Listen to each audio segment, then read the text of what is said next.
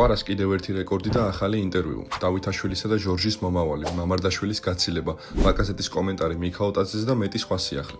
სანამ დავიწყებდეთ კი თხოვნა გამოვიწროთ არხი და ავიყვანოთ ვიდეო 2000 ლაიქზე. ზურიკო დავითაშვილი დიდი ალბათობით ზაფხულში სენტ-ეტიენს დატოვებს და კარიერას ლიგა 1-ის გუნდში გააგრძელებს. სენტ-ეტიენის პირველი ლიგიდან გავარდნის შემდეგ ძნელი წარმოსადგენია გუნდმა ლიდერები შეინარჩუნოს, მათ შორის 24 წლის ზურიკოც, რომელმაც ჩინებული სეზონი ჩაატარა. როგორც ფრანგული საფეხბურთო მედია იტყობინება, დავითაშვილიც სტრასბურგია დაინტერესებული და მათთვის ის სერიოზულ ვარიანტს წარმოადგენს. სტრასბურგმა ლიგა 1 მე-7 პოზიციაზე დაასრულა და თუ საფრანგეთის თასს PSG მოიგებს, გუნდი მომდევნო სეზონში კონფერენს ლიგაზე იასპარეზებს. კიდევ ერთი ქართველი ევროტურნირებზე კი ზედმეტი ნამდვილად არ იქნება. სტრასბურგის ინტერესს ფრანგული გამოცემა Le Progress-იც ადასტურებს. ისინი წერენ, რომ გუნდი ზუსტად ზურიკოს პოზიციის მოთამაშეს, ემანუელ ემეგას კარგავს და მის მთავარ შემცვლელად დავითაშვილს მოიაზრებს. სტრასბურგის გარდა ქართველით კიდევ ორი გუნდია დაინტერესებული. ერთ-ერთია პარიზი, რომელიც ლიგა 1-ში ახლახან საღზევდა და დიდი ამბიციები აქვს. მეორე კი ბრესტი, მათ სეზონი მე-9 ადგილზე დაასრულეს და ევროტურნირის საგზური ვეღარ მოიპოვეს.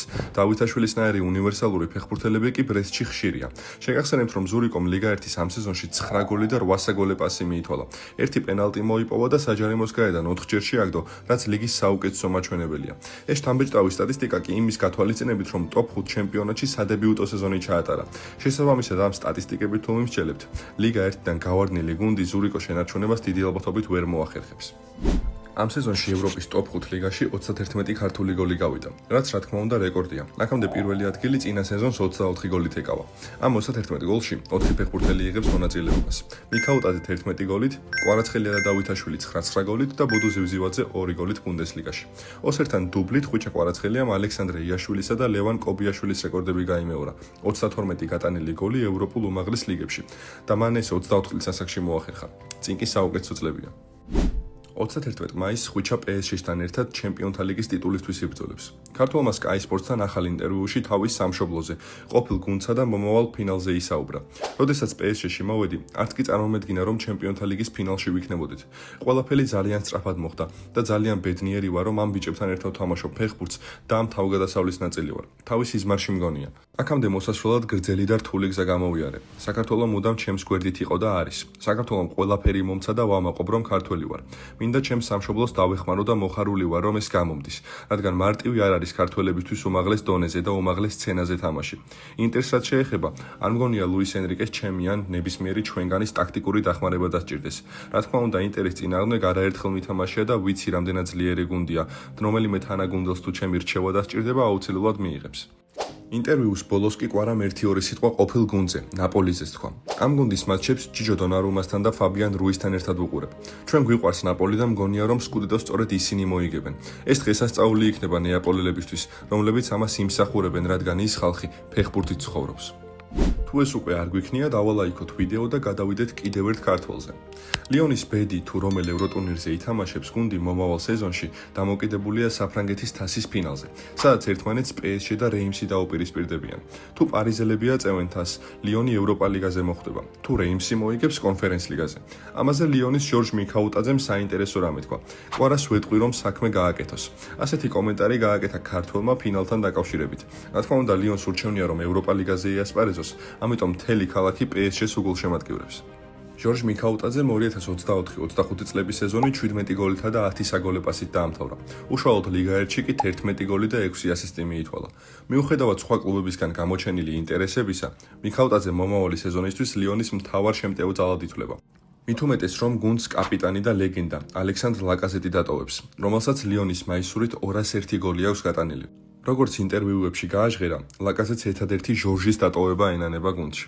ფრანგმა ასეთი კომენტარი გააკეთა. თუ არის რამე, რაზეც გული მწყდება, ეს ჟორჟია. ამ სეზონში ჩვენ ერთად დუეტში უნდა გვემუშავა, მაგრამ ისე გამოვიდა, რომ მოედანზე ან ერთი ვიყავით, ან მეორე. ერთად დრო საერთოდ არ გაგვიტარებია. იძულებული გაგვხადეს ერთმანეთის კონკურენტები ყოფილიყავით. არადა ეს ჩვენ გეგმებში საერთოდ არ ეწერა. დარწმუნებული ვარ, ერთად გაცილებით მეც მივაღწევდით, ისიც და მეც.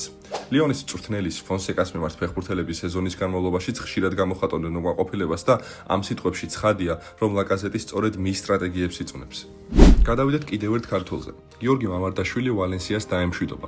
ბოლო თამაში მესტალიაზე ბილბაოსთან 0-1 დამარცხდნენ, მაგრამ მნიშვნელოვანი ის იყო, რომ მამარდამ ფანებისგან გაცილება მიიღო.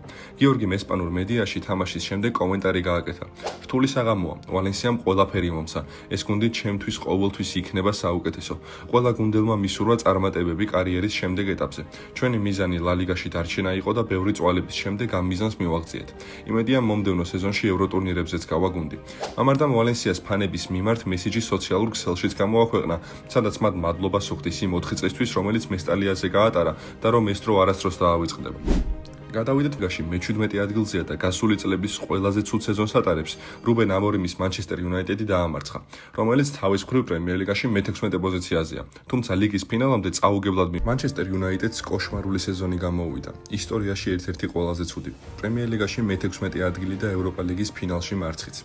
ევროპა ლიგის მოგება იუნაიტედისთვის ტიტულის მოგების გარდა ჩემპიონთა ლიგის საგზურის მომტანიც იყო, მაგრამ რუბენ ამორიმის გუნდმა მიზანს ვერ მიაღწია. მომდევნო სეზონში მანჩესტერი ევროთასებზე ვერ ითამაშებს. ტოტენჰემთან მარცხის შემდეგ კი ამორიმმა განაცხადა, რომ მარცხს არ იმსახურებდნენ, რადგან მეტოქეს აჯობეს. ახლა მომავალზე საუბარი ზედმეტია და არც ვაპირებ. დღეს საღამოს ამ მატჩის წაგების ტკივილს უნდა გავამკლავდით. უკეთესი გუნდი ვიყავით და ბიჭებმა თამაშის მოსაგებად ყველაფერი გააკეთეს. იყო დრო, როცა საგოლე მომენტებსაც ვერ ვქმნიდით, მაგრამ ახლა ასე აღარ არის. დარწმუნებული ვარ ჩემს ფეხბურთელებში. ჩემი საქმეა მათი გაუმჯობესება. ახლა გვაქვს ორი გეგმა. თუ როგორ უნდა ვიმოქმედოთ ბაზარზე. უნდა გვესმოდეს, რომ ჩვენნაირი კლუბებისთვის ჩემპიონთა ლიგაზე ვერ მოხვედრა რთულია. თუმცა მეორე მხრივ, მთელი კვირა გვექნება ფიქრისთვის და შრომისთვის მეტი დრო, რათა მომდევნო სეზონში პრემიერ ლიგაში უკეთესი შედეგი ვაჩვენოთ. ეს ჩვენი მთავარი მიზანი იქნება. გონია რომ ყოველთვის გულწრფელი ვარ. დღეს იდეალურად ვერ ვითამაშეთ, მაგრამ მეტოქეს ვაჯობეთ. თუმცა თუ გინდა რომ ასეთი ცუდი სეზონის შემდეგ ტიტული მოიგო, იდეალურად უნდა ითამაშო. გასაუმჯობესებელი ბევრი გვაქვს. ამორიმის ბევრი მანჩესტერის გულშემატკივარი ენდობა კიდეც და რაღაც საფუძველიც აქვს, რადგან როდესაც გუნდში ასეთ დროს მოკავს მწვრთნელი, მას დროც უნდა მისცე. თუმცა გასათვალისწინებელია ის, რომ ჩემპიონთა ლიგის საგზურს პრემიერ ლიგის ცხრილში 4 ქულა აშორებდა გუნდს მაშინ, როცა გაანთავისუფლეს რუდ ვან ნისტელროი და მოიყვანეს სათავეში ამორიმი. ახლა კი 24 ქულა აშორებთ მე-6 ადგილს. პრესკონფერენციაზე დასმული შეკითხვების გამო თავის მომავალთან დაკავშირებით პორტუგალიელს კომენტარის გაკეთება მაინც მოუწია.